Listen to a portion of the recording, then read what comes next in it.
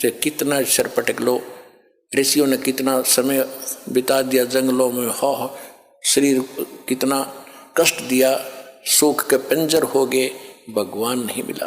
फिर सिद्धियों से खेलने लगे, सिद्धि मिल गई हठ योग करने से, फिर इस मैया अपने एक दूसरे को प्रभु पाक गए।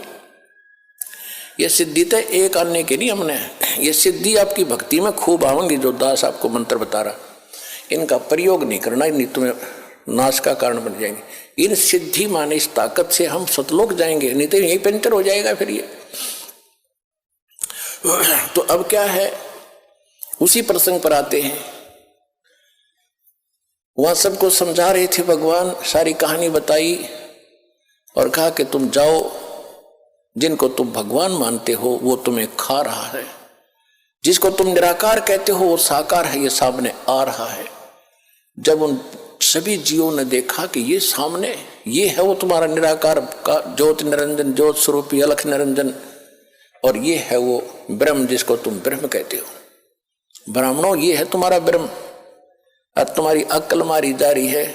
देवी पुराण के अंदर तीसरे स्कंद में ना 7वें स्कंद में हिमालय राजा को जब ज्ञान दे रही है देवी दुर्गा जी, वो बता रही है कि तुम ओम नाम का जाप करो, ब्रह्म की भक्ति करो और सब बातें छोड़ दो, किसी की पूजा मेरी भी मत करो और अनन्य मन से उसकी भक्ति करो, उसको प्राप्त हो जाओगे। वो ब्रह्म लोक में रहता है, वो ब्रह्म लोक में रहता है ब्रह्म, वहां चले जाओगे। और ये नहीं को निराकार, फिर निराकार की तरह तो सब जगह है। पुराणों को भी ना समझा इनने। वेद पढ़े पद पर भेद न जान, ये बाँचे पुराण 18, और पत्थर की पूजा करें ये भूल गए सिरजनहारा। कहते हैं वेद पढ़े पढ़ भूले अर्थ ना खुले, वेद पढ़े अर्थ ना, पढ़ भूले, पढ़ तलिया लेकिन अर्थ ना खुले, इसलिए ब्राह्मण मोक्ष प्राप्ति नहीं कर सके। फिर क्या बताया, गुरु बिन वेद पढ़े जो प्राणी, समझुन सौर रहे अज्ञानी। गुरु बिन काहु न पाया ज्ञाना, जो थोथा बूछड़े मूड किसाना।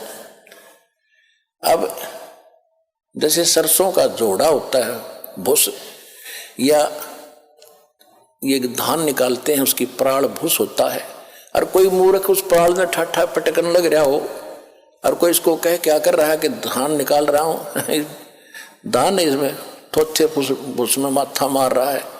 तो जब तक सतगुरु नहीं मिलेगा तो ये अन्य साधनाएं हैं, थोथा भूस कुटना, तो इससे कुछ लाभ नहीं होना, कितना प्रयत्न कर लो। वो तो धान गेहूं नो के नो धान हो, जब मारे क्या पटक गल पड़े, ढेर लाग जाए थोड़ी देर में। तो वो सतगुरु आज ये दास है उस परमात्मा का भेजा इस कलयुग में, ये याद रख लियो। ये दास इसलिए बार बार रिवाइज कर रहा है कि अपनी महिमा हमने आपको बतानी पड़ी। परमात्मा खुद आए थे, हम ही अलख अला हैं कुतुब गोस और पीर, गरीबदास खालिक दनी हवरा नाम कबीर।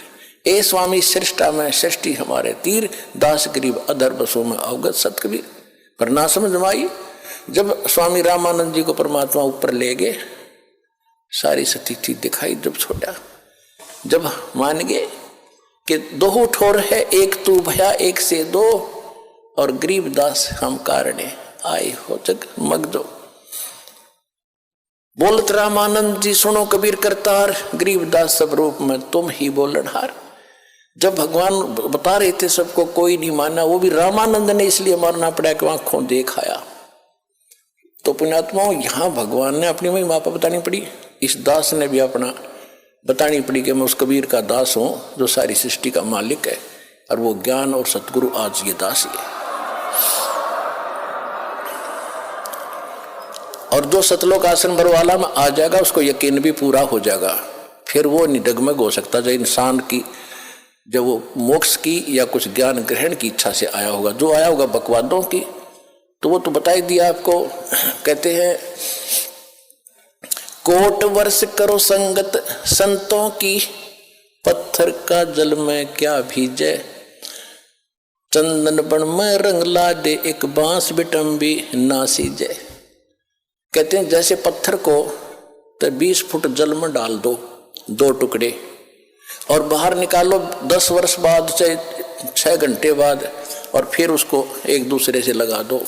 उसमें जो के तो गुण है, गुणों में परिवर्तन नहीं हुआ, चिंगारियां निकल रही हैं उससे।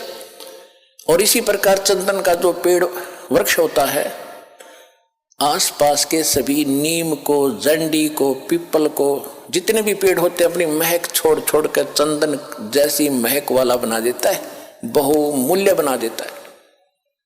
लेकिन एक बांस होता, बांस जिसकी ये लाठी बने, मच्छरदानी बने, इसका असर नहीं होता, चाहे उस चंदन के वृक्ष के साथ में उग जा, उसमें वो ग्रहण करने का गुण ही नहीं है। तो जो यहाँ आएंगे कुछ जिज्ञासा लेकर के, मोक्ष आधार मान करके, उनका तो लाभ होगा ही होगा।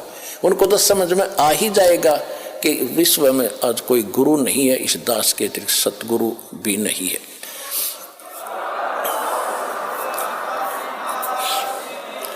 और जो आए होंगे उस पत्थर जैसे, बांस जैसे व्यक्ति हैं, उनका असर होना ही नहीं। वो तो वही फिर कबाड़ में क्या करें, कि तो किले में चढ़े जाया करें, पत्थर और काम के आएंगे।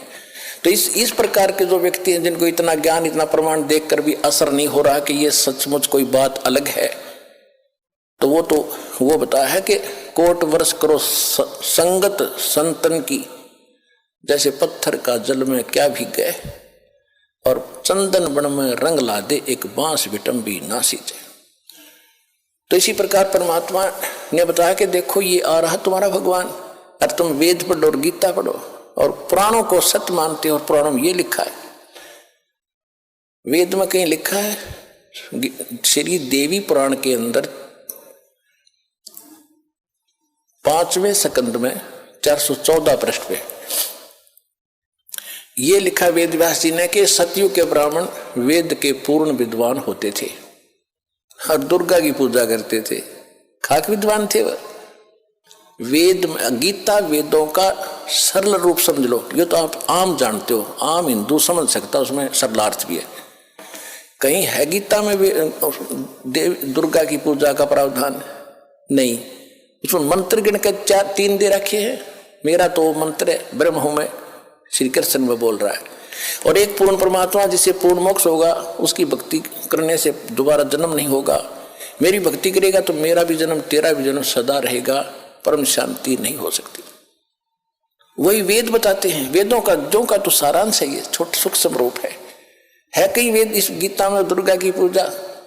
वेद सतयुग के ब्राह्मण वेद के पूर्ण विद्वान होते थे और वो दुर्गा की पूजा करते थे। गांव गांव में मंदिर बनवाना उनका उद्देश्य था। ये मंदिरों का लठी ननगढ़वा रखा है नकली पर ब्राह्मण को और वेद के ज्ञाता को अब पत्थर पुजवा कर मार दी, सारी दुनिया भूत बनवा दी। परमात्मा कबीर जी यही बताते हैं, वेद पढ़ने पर भेद ना जाने, ये 5 पुराण 18। और फिर पत्थर की पूजा करवावे, मंदिर बना, उसमें शिवलिंग दरवा दिया, विष्णु जी की पत्थर की मूर्ति दरवा दी, कृष्ण जी की दरवा दी। खाक पढ़े वेद तुमने, क्या पढ़े पुराण? तो उसमें परमात्मा ने कहा कि ये आ गया तुम्हारा ये भगवान, और तुम इसको निराकार बताते हो। कहा कि तुम जाओ यहां से, क्योंकि काल ने एक फिक्स टाइम का रखा है। काल का दूसरा अर्थ समय भी होता है। तो यहाँ का जो समय है वो निर्धारित है, इसमें कोई परिवर्तन ना वो स्वयं कर सकता, ना किसी और संस्कार में कोई परिवर्तन इसका देवता कर सकता। ये काल भगवान काल है, जो यहाँ का मालिक है। भगवान तो नहीं है, यहाँ का स्वामी है। ये भी काल है, और यहाँ जो समय निर्धारित है ये भी समय भी काल कहलाता है। ये दोनों के दोनों परमात्मा के कबीर साहब के अधीन है, उसके हुक्म के से चलते हैं। तो वो जो काल ने समय फिक्स कर रखा था कि इतने समय में ये तपस्या पर भुन कर सभी प्राणी अपना गंध इसमें छोड़कर अपने आप उड़ जाते हो, वहां से निकाल दिया, एकदम जंप आता है, जो भी खाली होता जाता है उसको ऐसे फेंक देते हैं। तो एक दिन में सारे पहुंच जाते हैं। फिर वो धर्मराज के पास लाइन लग जाती है। वहां जाकर फिर उनको संस्कार वश अलग अलग, जहां जिसका जैसा, कोई स्वर्ग में जाओ, चाहे गधा बनो, चाहे कुत्ता बनो, चाहे राजा बनो, जाओ। वो क्रम फिर शुरू हो गया। तो वो जब तक नहीं, वो चला था इसलिए कि उस समय पूरा हो गया, वो जा चुके होंगे।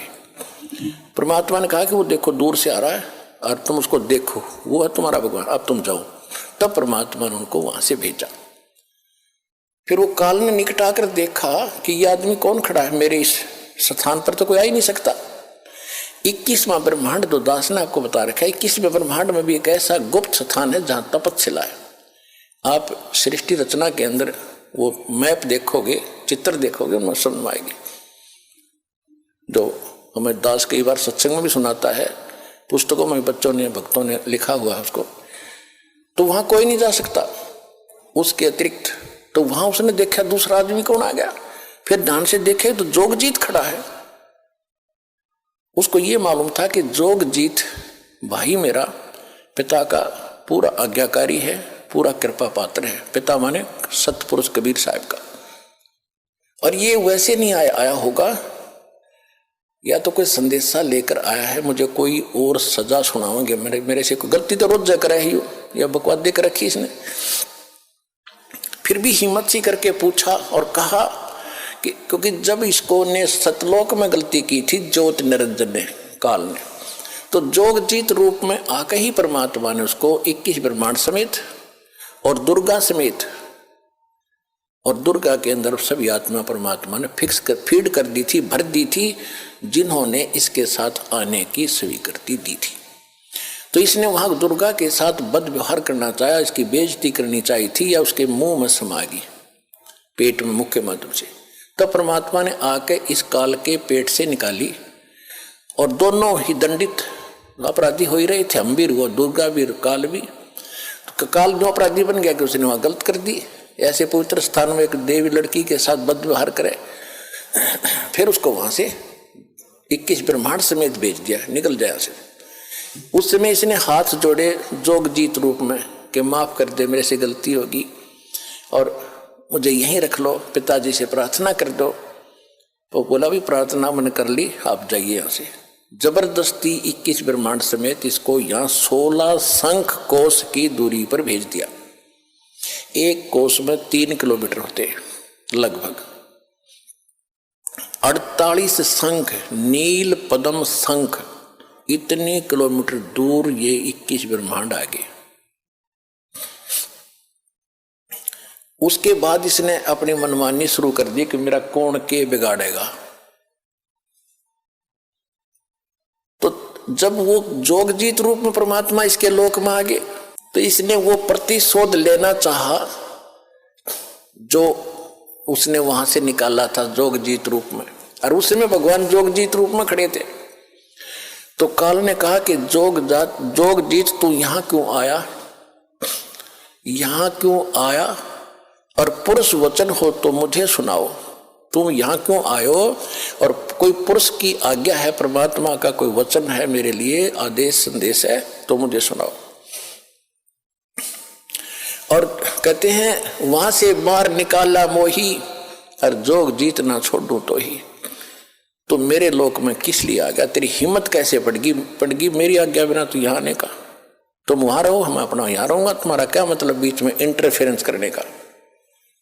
जो वचन है वो बता जल्दी। डर गया वो कि कोई और संदेशा लेकर आया कि और सजा ना मिल जाए तुझे, कि बोल क्या आदेश है पिताजी का, मुझे पहले वो बता, फिर मैं तुझे खूब पिटूंगा, तेरे को ऐसी पिटाई करूंगा तू याद रखेगा। तो जोगजीत रूप में भगवान ने कहा कि सुन ले परमेश्वर का, पिताजी का आदेश, तूने उसकी आत्माओं के, ये तेरे भाई बहन हैं जो तेरे साथ आ गए। अरे नालायक, इनने तो तेरे ऊपर विश्वास किया, तूने इनके साथ विश्वासघात किया, इनको कंगाल कर दिया। इसने क्या जुल्म कर रखा अपने साथ, इसने ऊपर एक महास्वर्ग बना रखा ब्रह्मलोक में,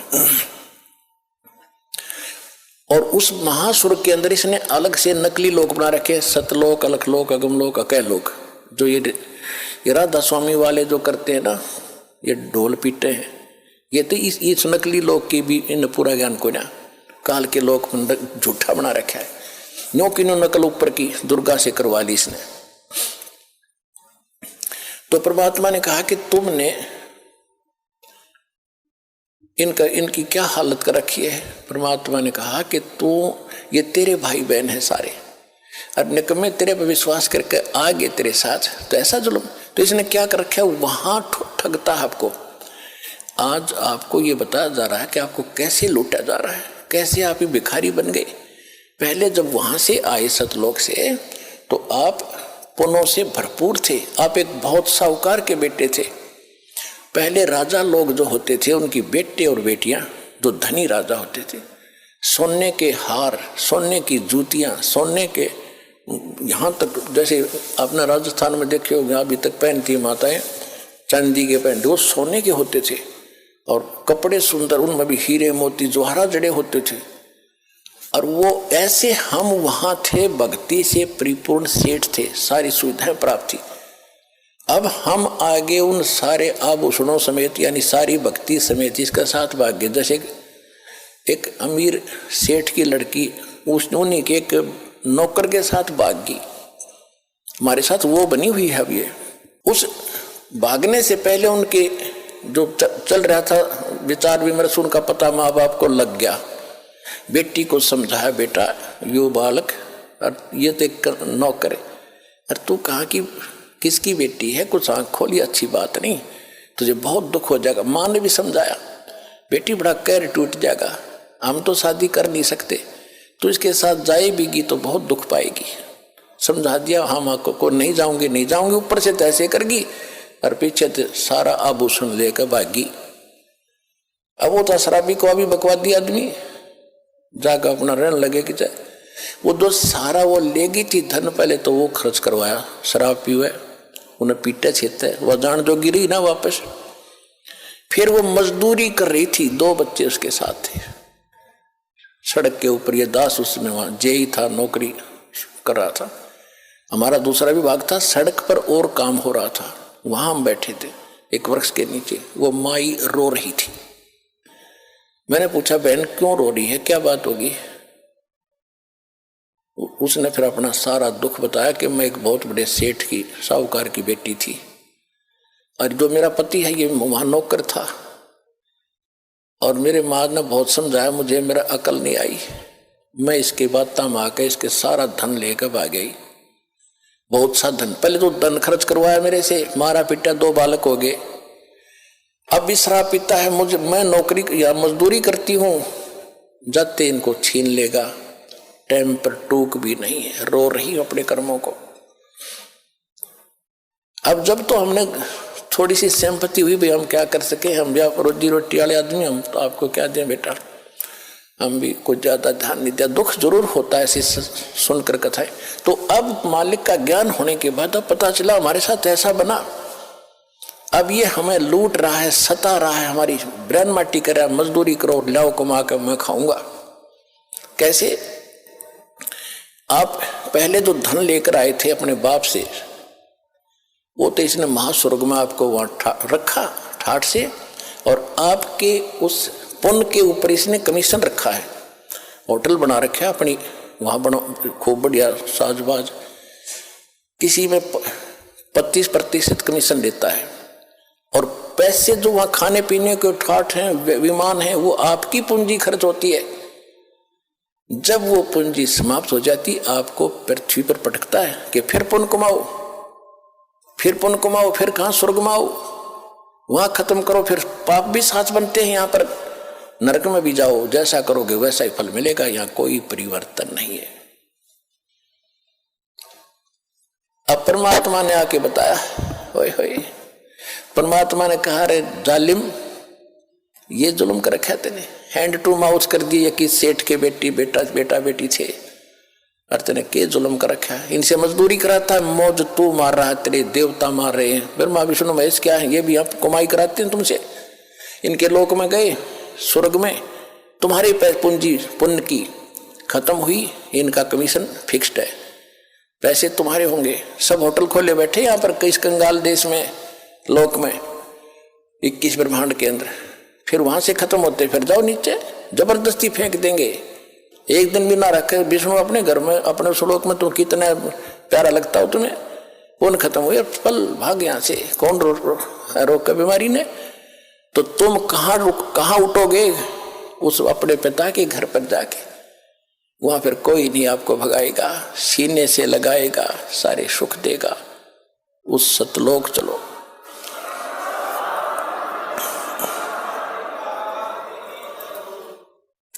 अब जो प्रसंग चला था कि आप जी ठगे जा रहे हो, आप पूर्व जन्म के जो कमाइयां थी, परमात्मा कैसी दया करते हैं, जैसे प्रत्येक युग में आते हैं। सन 1398 संवत 1455 और पूर्णमासी ज्येष्ठ मास की पूर्णमासी को भगवान ऐसे प्रकट हुए थे, कमल के फूल पर शिशु रूप धारण करके काशी बनारस में लहरतारा तालाब में। वहां से एक नीरू नीमा उनको उठाकर ले गए, मुसलमान दुल्हा, निसंतान थे, वहां उनकी परवरिश हुई और कुंवारी गाय से उनकी परवरिश, दूध से उनकी परवरिश की लीला होती है, लीला ऐसी हुई।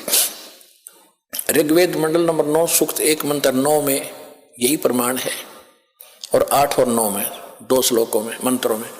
8 में ये कहा कि परमात्मा 3 प्रकार का शरीर धारण करके आपकी केयर टेक करता है, आपको देखभाल करता है।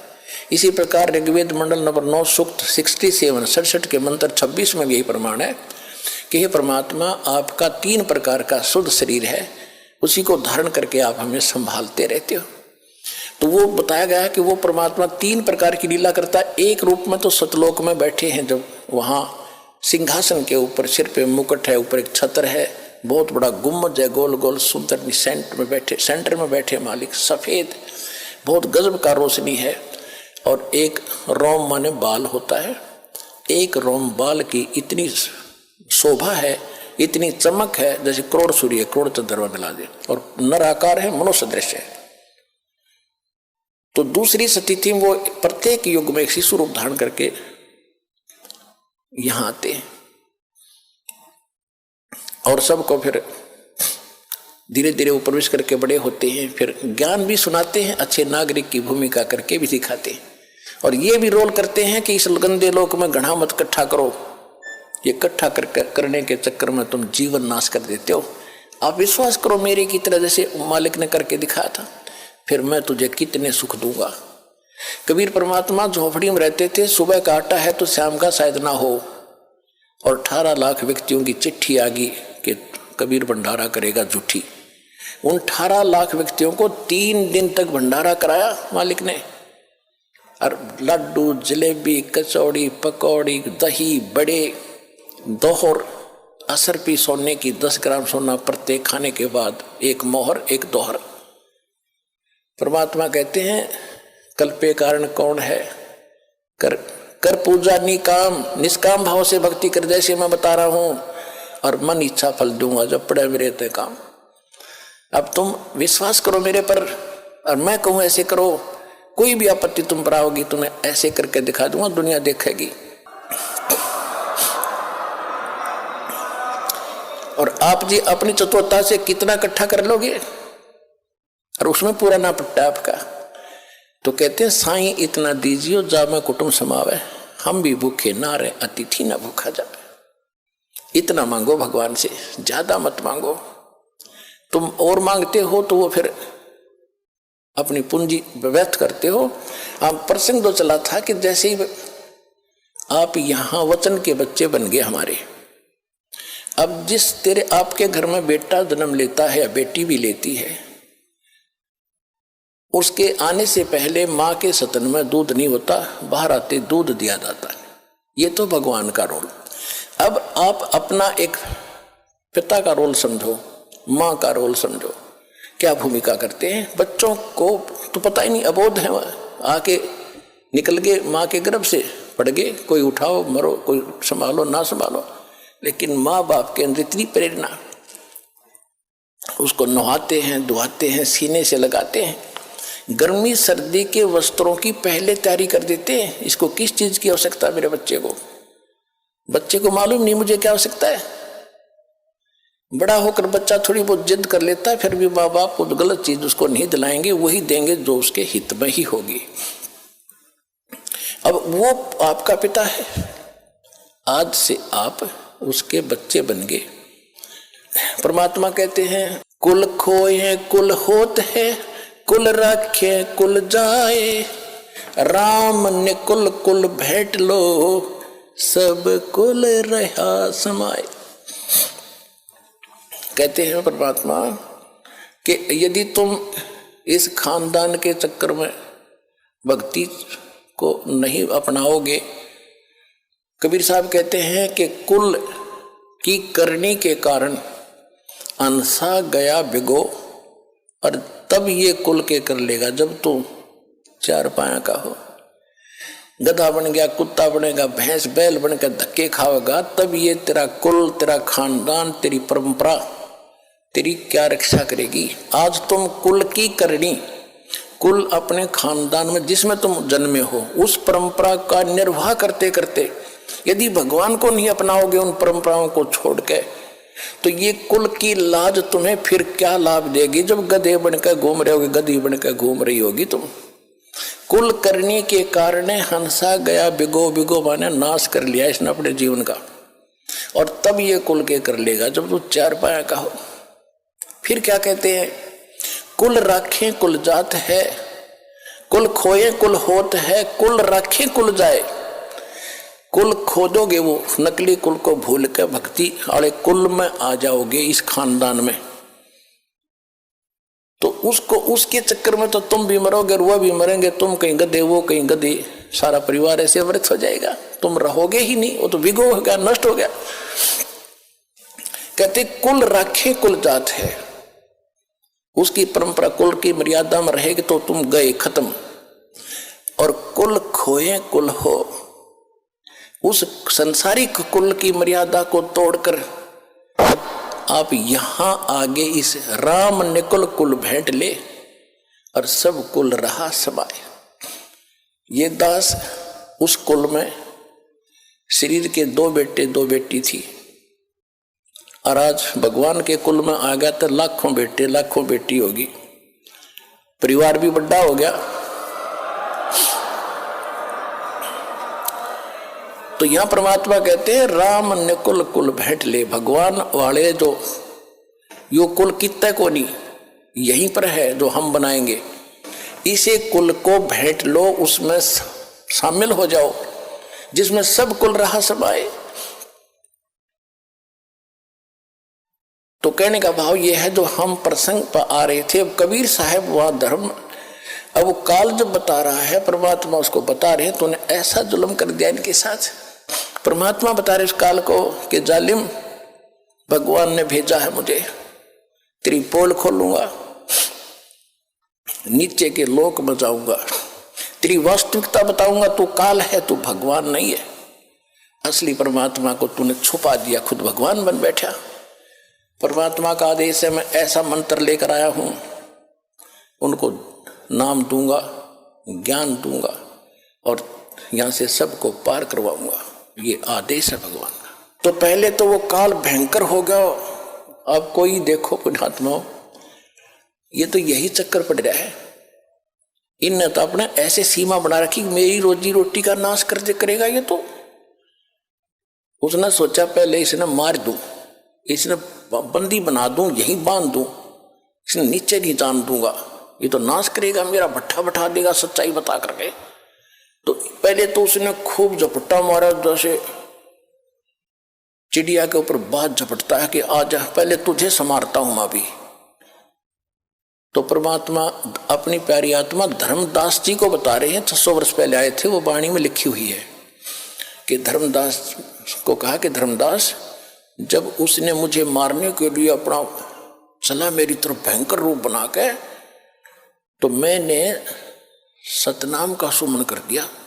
2 अक्षर का होता है वो, और सतनाम का जो सुमन किया ना, उसको इतना गजब का झटका लगा, उसके एकदम इतना करंट लगा उसके, और वो इतना भयभीत हो गया कि पाताल में जाके गिरा।